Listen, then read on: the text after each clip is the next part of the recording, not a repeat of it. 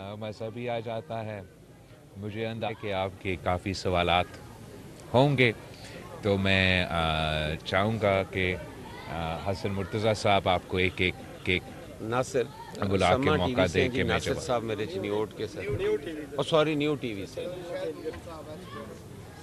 کس سے تسی میں سوال تو کر لو. یہ شاہد صاحب ہمارے پریس کلب کے صدر ہیں جی. شاہد السلام صاحب علیکم شاہد صاحب، کیسے ہیں آپ؟ خیریت سے؟ الحمدللہ. صاحب آج کل جو ہے وہ کے پی کے میں گورنر راج کی بات گشت چل رہی ہے، تو کیا ایسا کوئی ڈسکشن ہے؟ آپ اس بارے میں کیا کہیں گے؟ جہاں تک خیبر پختونخوا میں گورنر راج کی سوال ہے، ویسے تو اس پہ کوئی باقاعدہ ڈسکشنز پاکستان پیپلز پارٹی یا مسلم لیگ کے درمیان تو نہیں ہوئے ہیں. میرے خیال میں جس چیز کا آپ ذکر کر رہے ہوں اس کے وہ حالات جو بنتے جا رہے ہیں، اور یہ جس sort of سمت پہ خاص طور پہ پختونخوا کی سیاست، مگر جو پی ٹی آئی کی سیاست جس طرف وہ آگے بڑھتا جا رہا ہے، وہ خود ایسے حالات وہ وفاقی حکومت کو مجبور کرے کہ وہ سخت اقدامات، آئینی آپشن ضرور گورنر راج موجود ہے، مگر اس پہ کوئی باقاعدہ ڈیسیژن یا ڈسکشن ابھی تک نہیں ہوا ہے. ڈاکٹر مزمل جی. فیض حمید کو آج 14 سال کی سزا ہوئی ہے، یہ جو بولا جا رہا ہے، آپ کیا سمجھتے ہیں کس وجہ سے پاکستان کی پارٹی کے؟ جی یہ ایک تاریخی فیصلہ ضرور ہے، اور جنرل فیض صاحب کو 14 سال سزا آج ملا ہے مختلف جرائم کے مطابق. جہاں تک مجھے اندازہ ہے شاید مزید تحقیقات اور انویسٹیگیشنز یا ٹرائلز ہونے ہیں. میرے سیاسی زندگی میں دو ایسے لوگ تھے جو میں نے خود اپنے آنکھوں سے دیکھا ہے، جو اپنے وقت کے فرعون تھے، اور میں سمجھتا ہوں کہ یہ ایک تو خان صاحب خود ہے، جو وزیر اعظم ہوتے ہوئے ہر کسی کو جیل بیچنے کا نہ صرف دھمکی عملی طور پہ بیچ بھی جاتا تھا، اور وہ طاقت کا نشہ میں پتہ نہیں کیا کیا دھمکیاں دیتا تھا کہ وہ اے سی بھی نکال دے گا، وہ فلاں کر دے گا، وہ فلاں کر دے گا. انہوں نے یہ ہماری سیاست میں ایک بار پھر ایک بری روایت ڈالی تھی کہ نہ صرف کہ جو سیاسی حریف ہیں، مگر ان سیاسی مخالف کے جو گھر کے عورتیں ہیں، خواتین ہیں، ان کو بھی نشانہ بنایا گیا.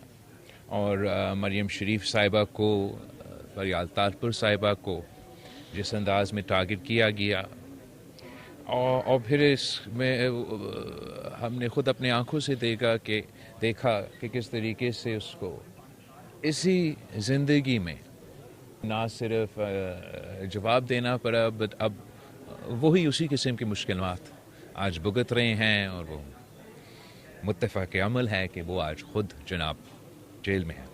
اس کے ساتھ ساتھ ایک یہ جنرل فیض صاحب تھا، جو اپنے طاقت کے نشے میں نہ کسی سیاستدان کو، نہ کسی میڈیا ہاؤس کو، نہ کسی ہماری سوسائٹی میں، اس نے اپنے عہد کے خلاف ورزی، اپنے کام کے خلاف ورزی کرتے ہوئے پتہ نہیں کیا کیا کیا.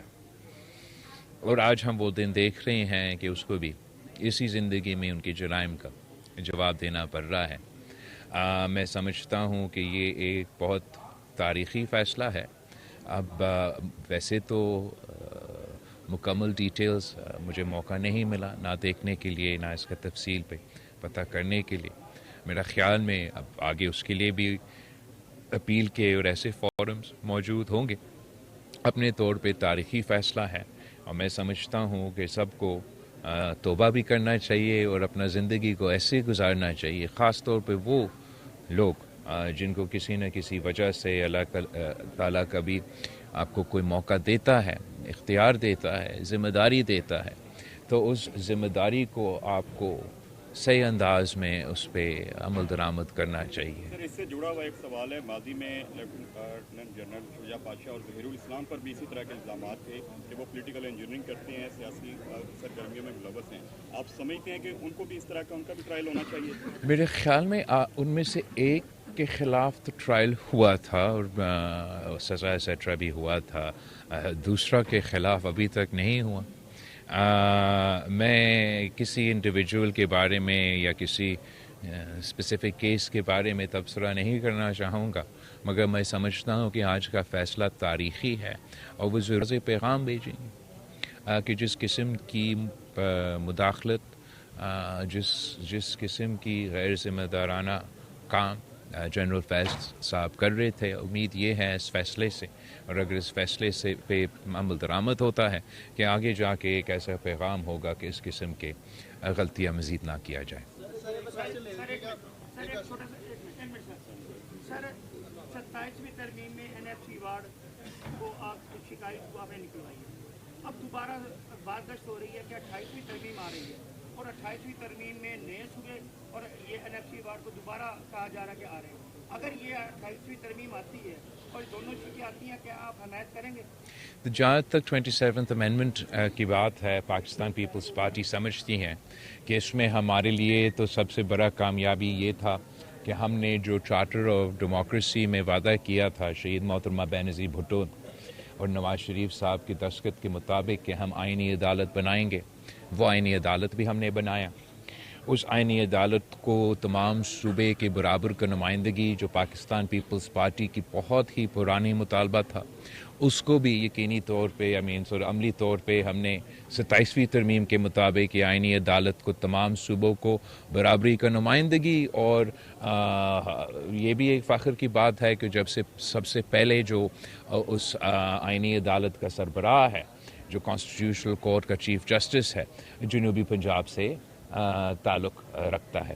دوسرا، پاکستان پیپلز پارٹی کے لیے جو ہم سمجھتے ہیں سیاسی طور پہ ہمارے منشور کی جیت ہے، ہمارا نظریہ کی جیت ہے، وہ یہ کہ جو وفاقی حکومت کی تجویز تھا یا ڈیزائر تھا کہ NFC ایوارڈ کے جو ہم نے تمام صوبوں کو تحفظ دلوایا تھا 18ویں ترمیم کو، اور وہ اس کو ہٹانا چاہتے تھے، وہ ہم نے روکا، وہ کامیابی ہے.